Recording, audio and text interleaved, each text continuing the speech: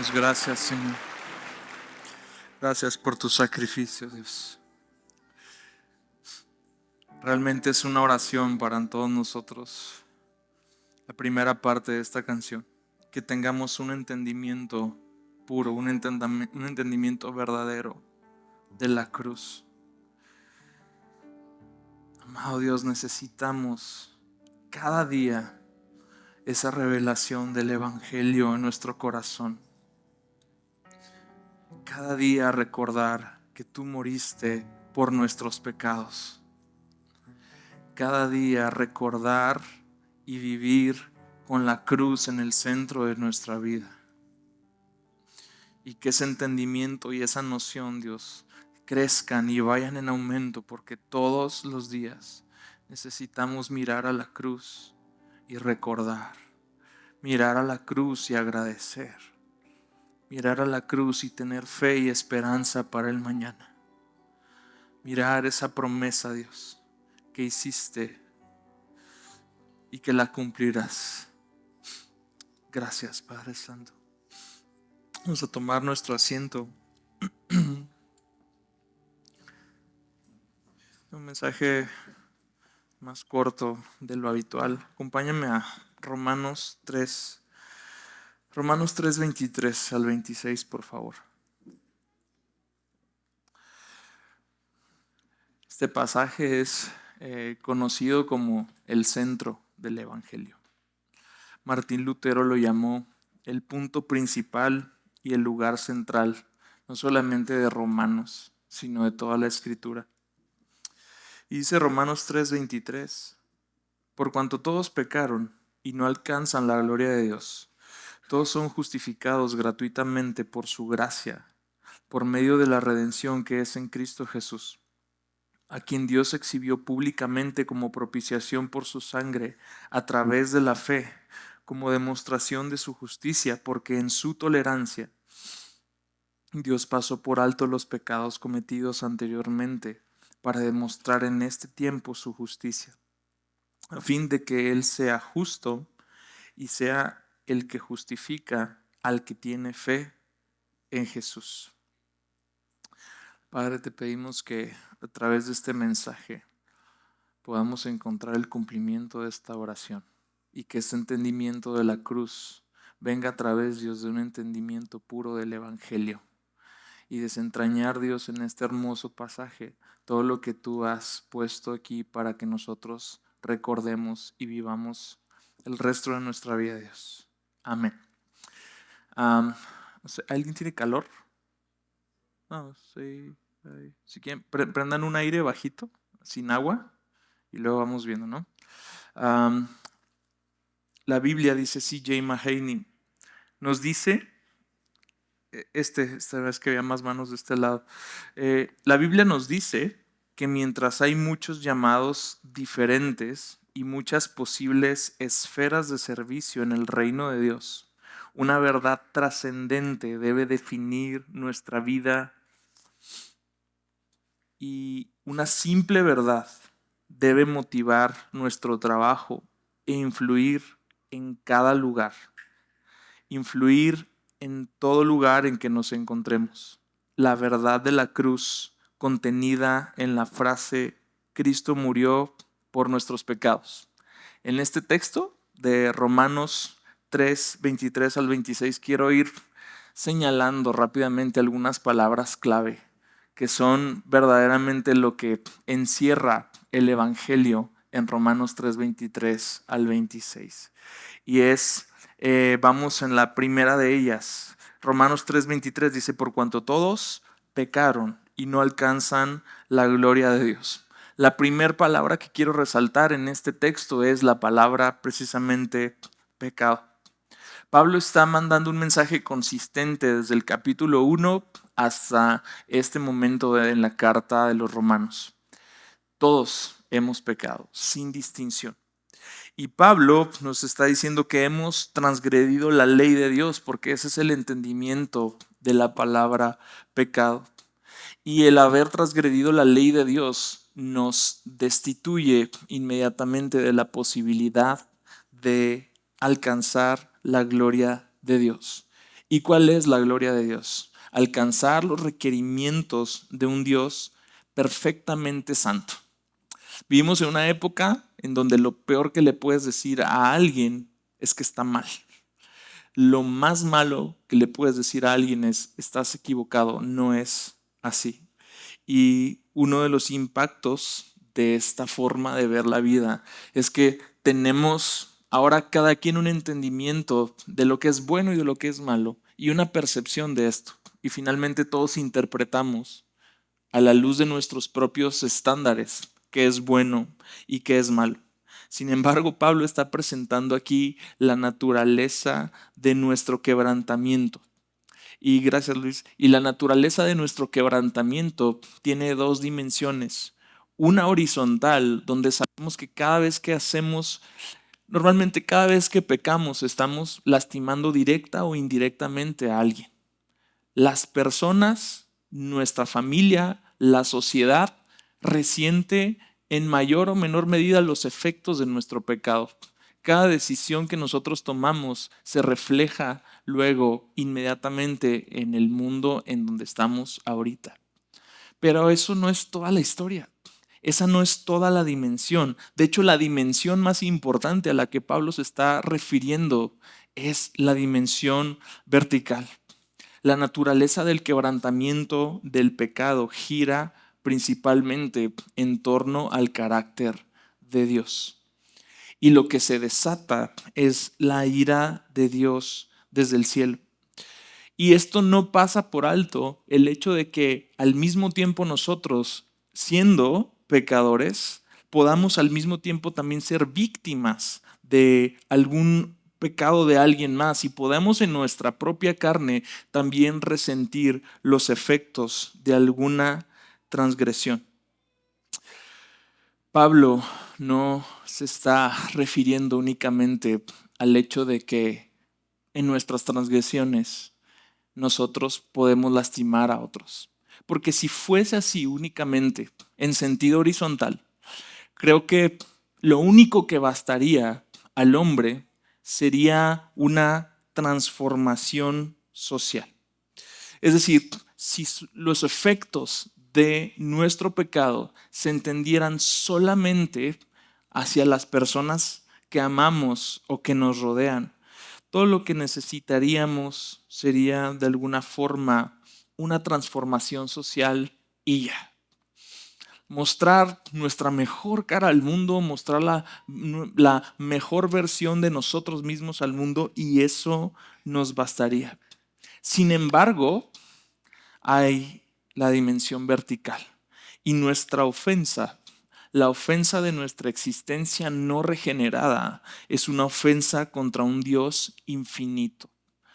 Y así como la ofensa en contra de un Dios infinito es grave, realmente se entiende su gravedad en función del tamaño del Dios que tenemos. Una ofensa en contra de un Dios infinito es una ofensa infinita. Así que nuestra necesidad más profunda no gira en torno al cambio y a la transformación social. Nuestra necesidad más profunda es la necesidad de un Salvador que nos permita reconciliarnos con ese Dios, el cual hemos ofendido con nuestro pecado. No quiere decir que sea imposible encontrar una sola persona buena en la tierra. Dado que fuimos hechos a imagen de Dios, tenemos esta capacidad de distinguir entre lo bueno y lo malo. Vemos en el libro de Hechos, se refiere a Cornelio como un hombre bueno. Y esto es antes de que Pedro le predicara a Cornelio. El tema no es si el hombre es bueno por naturaleza o malo por naturaleza. Me gustaría enfocarme en cómo estamos respecto a los estándares de Dios.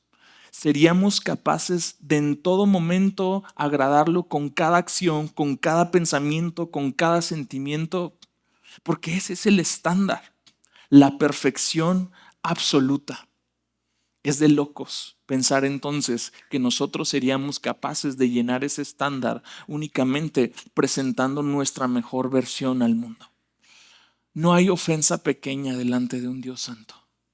No hay pecado más ligero delante de un Dios perfecto. Nuestra necesidad entonces, cuando hemos ofendido infinitamente a un Dios infinito, es un pago, es una restauración, es una justicia que no viene de nosotros y que viene de alguien más que sí llene ese estándar, de alguien más que sí haya vivido esa vida perfecta, sin pecado. Y es justamente a lo que va a llegar Pablo en Romanos 3:24. La siguiente palabra es justificación. Dice en 3:24, todos son justificados gratuitamente por su gracia, por medio de la redención que es en Cristo Jesús. Así que la palabra justificación es la segunda palabra clave. Me encanta cómo lo dice la Biblia amplificada. Dice, y son justificados. ¿Y qué es justificados? Aquí está el significado de este término tan hermoso. Declarados inocentes de la culpa del pecado. Hechos aceptables ante Dios con la garantía de la vida eterna. Eso es, que tú y yo hayamos sido declarados justos. Esto no es Dios tapándose los ojos y diciendo, voy a hacer como que no hiciste todas las cosas que has hecho. Voy a omitir en mi justicia todo lo que ha pasado en tu vida. Esto es una declaración legal de parte de Dios, donde todo lo que hemos hecho, todas nuestras obras, no son vistas en función de nuestra propia justicia, sino en función de la justicia de Cristo. En su tribunal el Señor nos ha declarado inocentes a pesar de nuestro pecado y de nuestra culpa. El Señor no podía buscar, y sabe el Señor en su sabiduría que ningún ser humano sería capaz jamás de alcanzar ese estándar que Él mismo demanda. Entonces, ese estándar Él lo encuentra en un hijo que es perfecto. Si algo derrota la justificación, es nuestro legalismo. Todos, sepas mucha o poca Biblia, tengas poco o mucho tiempo conociendo a Cristo, siguiendo a Cristo, todos tenemos una embarradita de legalismo. ¿Y qué es esencialmente el legalismo? Significa basar nuestra relación con Dios en base a nuestro rendimiento. Como si nuestro performance de cada día fuese puesto en una gráfica y eso determina qué tan cerca estoy yo de Dios. Las actividades que hago, las buenas obras que realizo, las ofrendas que dono, el tiempo que oro, la cantidad de Biblia que leo, nada de eso es capaz de aumentar a mi justicia. Porque la justicia mía no es mía, es de Cristo, es una justicia imputada por esa cruz. No hay legalismo, se desvanece, como dice Pablo más adelante, no hay ninguna jactancia. No tenemos nada que presumirle a este Dios justo y santo. No tenemos nada que enseñarle y ¿sabes qué es lo más hermoso? No tenemos nada que presumirle a otras personas. No tenemos nada que jactarnos nosotros mismos para ser vistos como aquellos fariseos que acosaban tanto a Cristo. Porque todo lo que tenemos es un don de la gracia de Dios, justificados gratuitamente por su gracia. Me encanta esta especie de pleonasmo que se escucha, porque justamente aquí es donde quiero llegar. La Biblia amplificada dice como regalo. No dice gratuitamente, dice como regalo por su preciosa e inmerecida gracia. Todos son justificados gratuitamente por su gracia, por medio de la redención que es en Cristo Jesús. ¿Por qué fuimos hechos aceptos? ¿Por qué el Señor eligió mandar a su Hijo a morir por nosotros? ¿Por qué el justo por los injustos? ¿Por qué el que no conoció pecado se hizo pecado por nosotros? La respuesta es por gracia. Y sabe Dios que uno de los efectos del pecado con los que más comúnmente cargamos fuera del legalismo, también es aparte la condenación. Uno de los efectos del mundo caído que nos acosa constantemente, sí, porque lo que produce una mentalidad legalista antes del legalismo viene la condenación. Viene esta culpa que no encontramos la forma de aplacar. Viene esta noción de que hemos roto algo, de que hemos quebrantado un mandamiento, de que hemos transgredido un límite, pero no podemos hacer nada para repararlo. Porque ¿cómo vamos a reparar una ofensa que es infinita hacia un Dios infinito?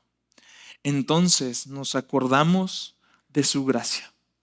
Porque aquel que vive en una perpetua condenación es aquel que está más concentrado en su pecado que en la gracia de Dios. Ahora Dios no solamente provee el sacrificio y provee la justicia que necesitabas. Te dice, hijo, despierta. No vas a poder avanzar y no vas a poder crecer y no vas a poder disfrutar de mi amor si vives pensando en cuán pecador eres. Necesitas enterarte, hijo, de cuán amado fuiste. Y otra vez, amados, miramos a la cruz y nos damos cuenta de que estamos, de que hacemos, de que queremos, porque fuimos amados. Cada vez que pecamos, recordamos que hay una justicia que satisface la justicia que yo no pude practicar. Y cada vez que pecamos, el Señor me dice, hey, mira la cruz, porque ahí, por gracia, se cargó esa falta que el Señor sabía que ibas a cometer hoy y la que vas a cometer mañana. No vivas pensando en satisfacer una deuda que tú no puedes pagar. Mejor vive impulsado por la gracia que te va a hacer crecer en santidad y que va a impulsar ese fruto de santificación en tu vida. Justificados gratuitamente por su gracia. Y otra vez, ¿sabes cómo nos quedamos? Que podemos presumir, de que nos vamos a jactar, ¿sí? ¿En qué nos vamos a gloriar? Por eso mismo Pablo decía, yo no me puedo gloriar en otra cosa sino en la cruz de Cristo. ¿De qué me voy a gloriar todos los días? ¿De mis méritos? No hay méritos. La gracia no solamente anula la condenación, anula cualquier mérito que yo quiera o pueda presentar para decir, mira Dios, yo sí te ayudé, yo te ayudé poquito. Amados, por gracia, sin merecerlo, sin ningún mérito que tú y yo podamos aportar a la ecuación, el Señor nos ha justificado. Siguiente, versículo 24. Otra palabra clave que está aquí, que es redención. Hasta ahorita entonces llevamos pecado, justificación, gracia, redención. Esta es una de mis palabras favoritas. De todo este texto quizás es mi favorita. Redención significa que Dios nos compró por un precio. El precio de la sangre de Cristo. Que fuimos liberados de una clase de esclavitud a la que todo mundo en algún momento está ligado, al pecado. Pablo está tomando prestado este lenguaje para decir que los cristianos han sido extraídos, redimidos de la esclavitud del pecado, pero como resultado de esto nos hemos convertido en esclavos ahora del Señor. Y es justamente la forma en cómo se presenta Pablo en Romanos 1:1. Lo primero que leemos es su nombre y su identidad en Cristo. Pablo, esclavo de Jesucristo. Y vas a leer en alguna versión ahí que dice siervo de Jesucristo, pero la palabra doulos en griego apunta muy claramente a esclavo de Jesucristo. Porque en un contexto donde crece Pablo, donde todavía se practica el esclavismo, el esclavo realmente no tiene una forma de ganar su libertad por sí mismo.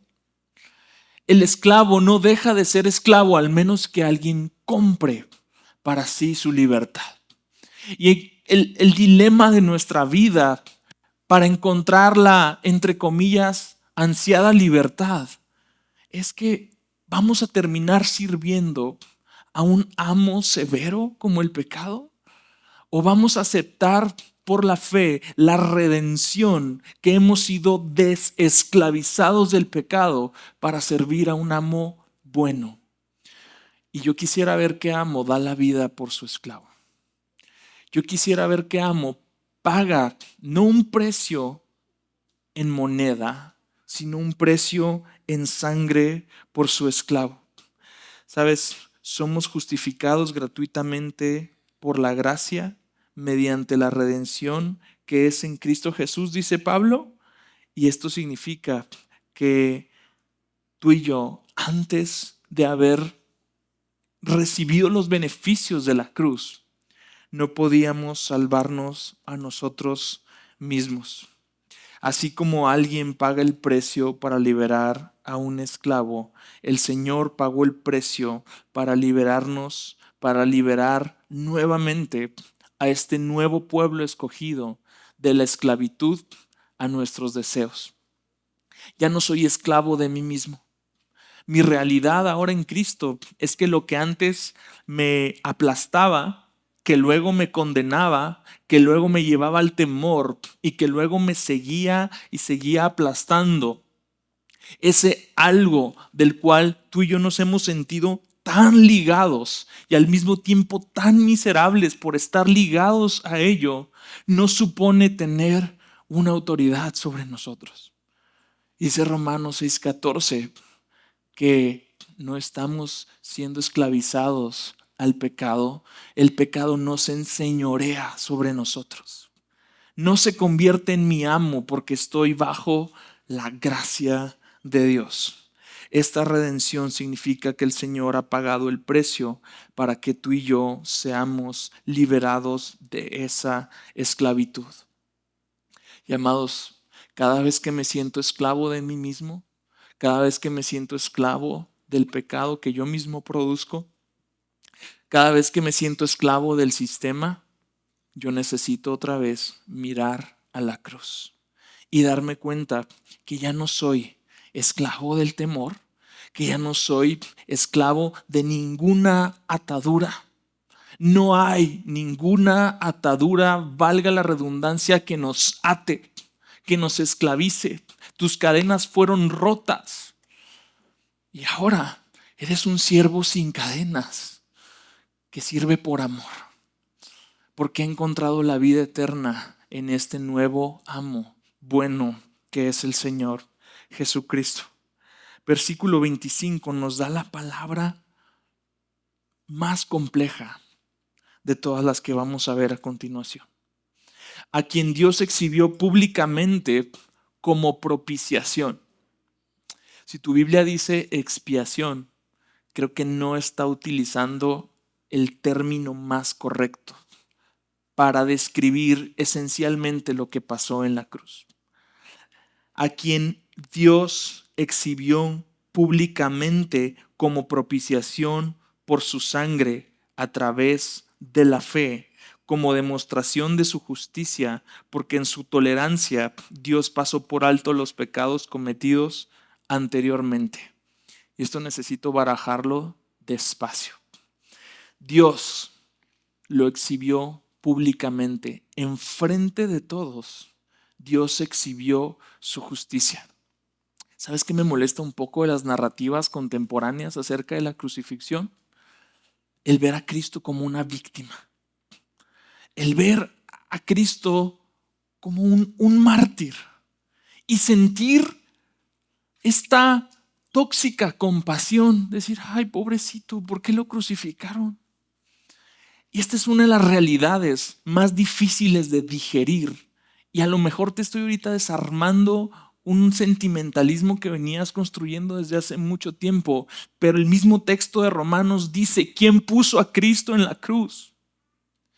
Lo cual resuelve entonces la pregunta, ¿por qué era Él el Cordero inmolado antes de la fundación del mundo? Porque el Señor en su tolerancia pasó por alto los pecados que se habían cometido anteriormente, porque Él en su omnisciencia sabía que iba a venir un momento preciso para propiciar esos pecados. ¿Y qué significa propiciar entonces? Es aplacar la ira de Dios. Dios está demostrando su perfecta justicia y su perfecta santidad. Como te lo dije anteriormente, Dios no se tapó los ojos y Dios no se contradijo a sí mismo ni se negó a sí mismo al vestirnos de justicia. Si ese precio que fue pagado en la cruz no fue solamente una cuota que había que pagarse, era justamente lo necesario para aplacar la ira de Dios. La satisfacción de la ira divina dio una explicación pública de sus hechos a través de los siglos. Así al mismo tiempo Dios estaba reivindicando su propio carácter eterno de justicia y de santidad. ¿Y cómo lo hizo el Señor? Dios ha afirmado que aborrece el pecado, que castigará el pecado, que derramará su ira sobre el pecado y sobre todos los culpables del pecado, poniendo a su Hijo en la cruz. Y lo que tú y yo vemos no es el trágico final de una historia mal contada. Lo que tú y yo vemos es la justa retribución que debía pesar sobre una humanidad que endureció su corazón para con Dios. Y lo que tú y yo vemos no es el martirio de una persona, no es la injusticia, es más allá del castigo y más allá de los clavos. Vemos el peso de la ira divina que debería caer sobre nosotros. Nos enteramos entonces que estos clichés de Dios aborrece el pecado, pero ama al pecador. No, amados. Al decir 2 Corintios 5:21, que al que no conoció pecado, Dios, en pocas palabras, lo trató como pecador, lo trató como la humanidad debería ser tratada. Dios nos muestra que Él odia el pecado, pero también Él no tolera al que practica el pecado. A menos que la justicia de Cristo cubra nuestras faltas, tú y yo estamos expuestos a esa ira venidera de la cual mencionaba Pablo también en su carta a los tesalonicenses. El Señor ha demostrado que en el Monte Calvario estas cosas siguen pesando sobre todo el que practica el pecado. En el Calvario Dios derramó sobre su unigénito y amado Hijo su ira contra el pecado. La ira de Dios que debiera haber venido sobre usted y sobre mí por causa de nuestros pecados cayó sobre Cristo. Deje eso remojar un rato en su corazón y dejemos a un lado estos clichés que a veces suavizan o romantizan nuestra relación con el pecado, que suavizan y degradan la hermosa entrega de Cristo, que no nos permiten ver lo que a nivel cósmico estaba pasando, que la segunda persona de la Trinidad, coeterno durante toda la eternidad con el Padre, de pronto se hizo como nosotros y cargó sobre nosotros el pecado. ¿Quieres una ilustración tan hermosa? Sucedió lo mismo que sucede en Génesis con Abraham e Isaac. Dios mismo es el que demanda el sacrificio, pero Dios mismo es quien suple la víctima para el sacrificio. Dios sabía que tú y yo, ni toda nuestra sangre, era capaz de aplacar esa ira. Y si la ira de Dios fue pacificada por medio de la sangre de Cristo. En aquel momento todos los que miraban a la cruz veían dolor y tormento. Ahora tú y yo podemos ver que ese dolor y ese tormento tuvo un propósito. Y ahora tú y yo vemos la cruz también con esperanza. Vemos la cruz como una promesa de reconciliación, con una certeza hermosa que dice: la ira de Dios fue aplacada. Hoy tengo paz con Dios por medio de Jesucristo. Cada vez que siento que Dios está lejano, cada vez que siento que Dios ha dejado de escuchar mis oraciones, cada vez que siento que le debo algo a Dios, entonces necesito ver a la cruz y recordarme: estoy en paz con Él por medio de Jesucristo. Versículo 26. Y esta es la última palabra. Versículo 26 dice: para demostrar en este tiempo su justicia, a fin de que Él sea justo y sea el que justifica al que tiene fe en Jesús.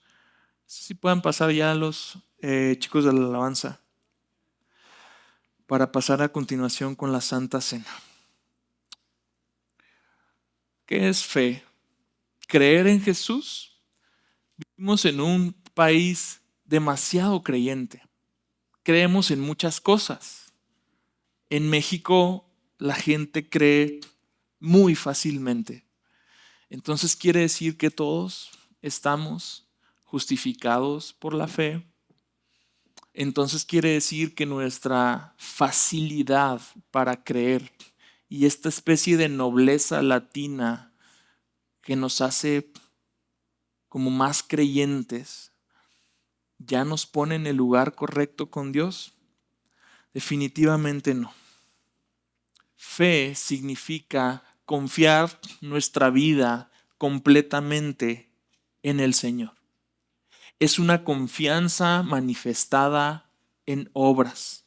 Es una confianza que se extiende en el tiempo. Es una confianza en la cual yo puedo venir a la cruz todos los días y todos los días ser librado del subjetivismo que me limita y que me hace ser tan inestable. Todos los días estamos sujetos a demasiadas emociones. Y todos los días tú y yo nos levantamos viendo la realidad de una forma o de otra. La fe que tenemos en Cristo derrota esta subjetividad, derrota esta inestabilidad, porque nos recuerda que nuestro concepto correcto de Dios, a diferencia de nosotros, Dios no cambia. Dios es el mismo. Las promesas de Dios se cumplen. El amor de Dios se cumple. Yo soy infiel, pero Él es fiel. Yo le he fallado a Él, pero Él nunca me va a fallar a mí. Esa es la confianza con la que vive el cristiano. Esa es la confianza con la cual tú y yo caminamos todos los días de nuestra vida y miramos a la cruz, y no importa de qué lado de la cama me levanté hoy, no importa qué estoy sintiendo el día de hoy, me siento hoy aplastado emocionalmente, me siento que me puedo comer al mundo de un solo bocado, no importa, porque miro a la cruz y me doy cuenta que el Señor es uno. Y yo mañana puedo levantarme otra vez sintiéndome el más derrotado, el más fracasado, el más inservible de todos. Pero yo miro la suficiencia en Él. Yo miro su inmutabilidad, su fidelidad, su promesa, su pacto y su amor eternos. Y entonces recuerdo que no importa en qué esté parado yo hoy, a menos que esté parado en la roca que es el Señor. Que Él no cambia, que Él no se conmueve, que Él no es inestable como yo, Él no es emocional como yo, Él no es visceral como yo. Él es íntegro y de una sola pieza.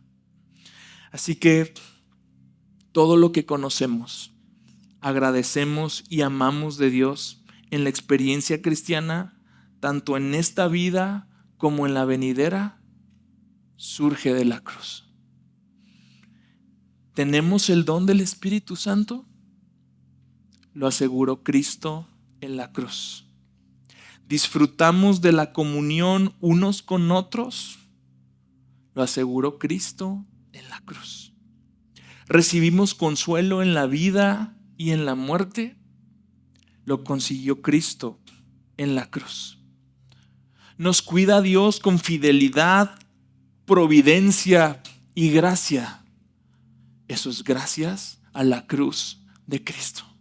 Tenemos esperanza para el paraíso que está por venir. Lo aseguró Cristo en la cruz. Esperamos cuerpos resucitados en el día final. Tenemos esta noción de que este cuerpo terrenal, esta carpa, como decía Pablo, se va desgastando, pero un hombre interior se va vivificando.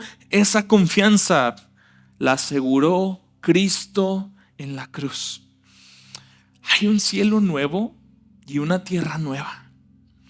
Hay un lugar de justicia donde toda lágrima será enjugada, donde no habrá llanto ni dolor. Amados, lo aseguró Cristo en la cruz. Gozamos de una nueva identidad. Ya no tenemos que vernos como fracasados, un desastre, una decepción. Quizás tú y yo hemos decepcionado a muchas personas a lo largo de nuestras vidas. Quizás tú has recibido esas fuertes palabras de que alguien no te acepta o te rechaza o tú no has llenado el estándar de alguien.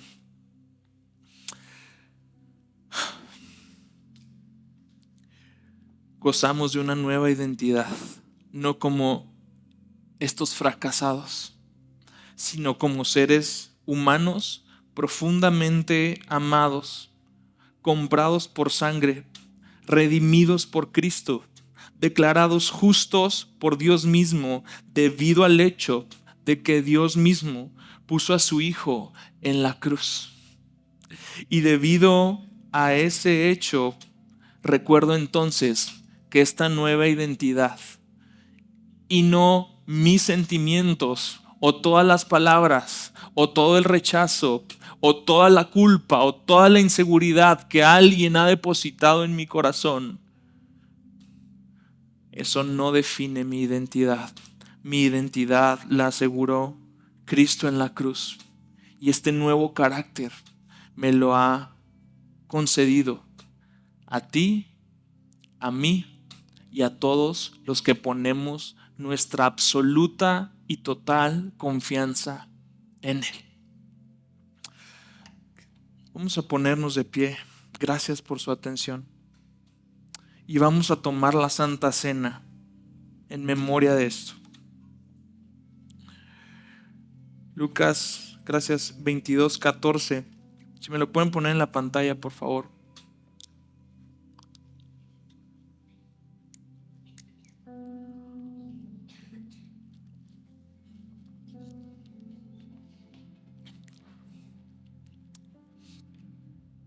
Cuando llegó la hora, Jesús se sentó a la mesa y con él los apóstoles. Y les dijo: intensamente he deseado comer esta Pascua con ustedes antes de padecer. Porque les digo que nunca más volveré a comerla hasta que se cumpla en el reino de Dios. Y tomando una copa, y después de haber dado gracias, dijo: tomen esto y repártanlo entre ustedes. Porque les digo que de ahora en adelante no beberé el fruto de la vid hasta que venga el reino de Dios. Y tomando el pan, después de haber dado gracias, lo partió y les dio diciendo: este es mi cuerpo que por ustedes es dado. Hagan esto en memoria de mí. De la misma manera tomó la copa después de haber cenado, diciendo: esta copa es el nuevo pacto en mi sangre, que es derramada por ustedes.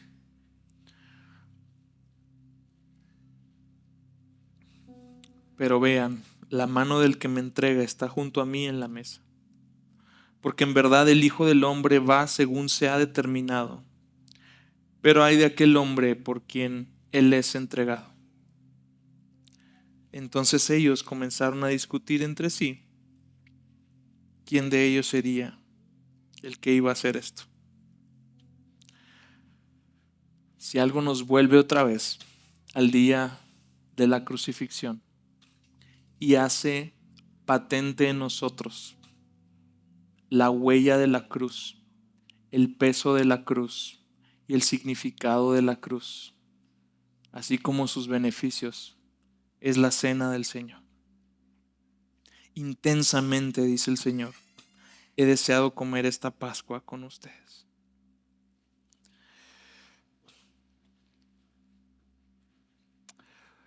¿Ya lo tienen todos?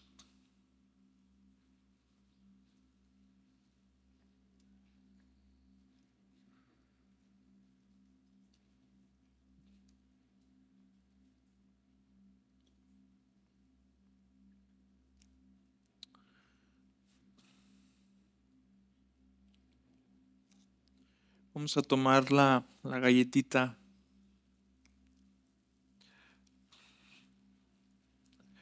y vamos a dar gracias. Gracias por la cruz, Dios. Gracias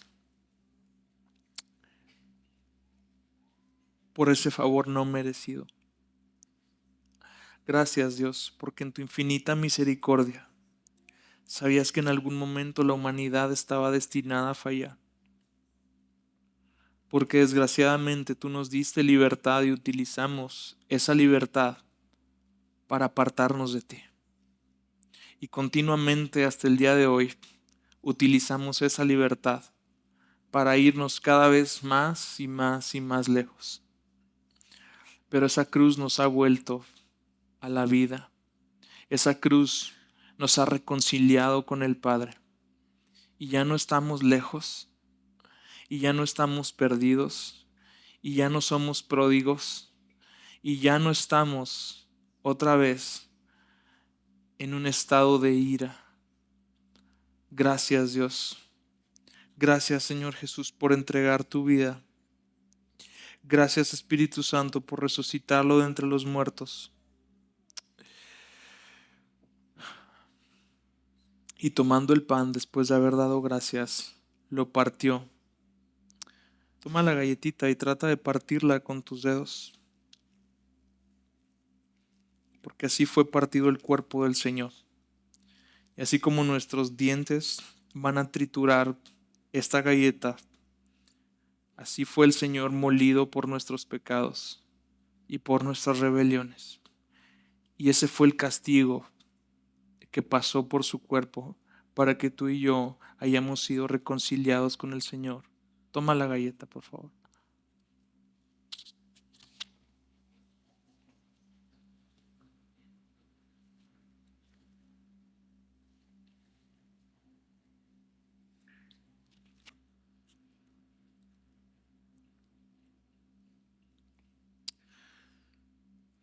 Gracias por entregarte por nosotros, Dios. Hoy hacemos esto en muestra de tu sacrificio. Y ahora tomamos la copa. Esta promesa de que tú has de venir. Esta promesa de que tú has de regresar por nosotros. Esta copa del nuevo pacto que es en tu sangre. Donde ya no estamos esclavizados por la ley. Ahora el nuevo pacto solo tiene como símbolo la fe. Y es a través de la fe que somos reconciliados contigo. Y que recibimos todos los beneficios de este nuevo pacto en nuestras vidas. Toma el juguito, por favor.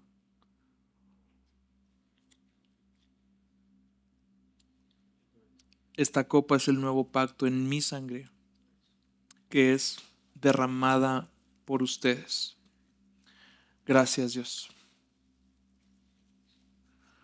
Porque no era una sola gota de su sangre. Era toda su vida. Era darlo todo. Y ahora nosotros tomamos nuestra cruz todos los días para seguirte todos los días. En el nombre de Jesús. Amén.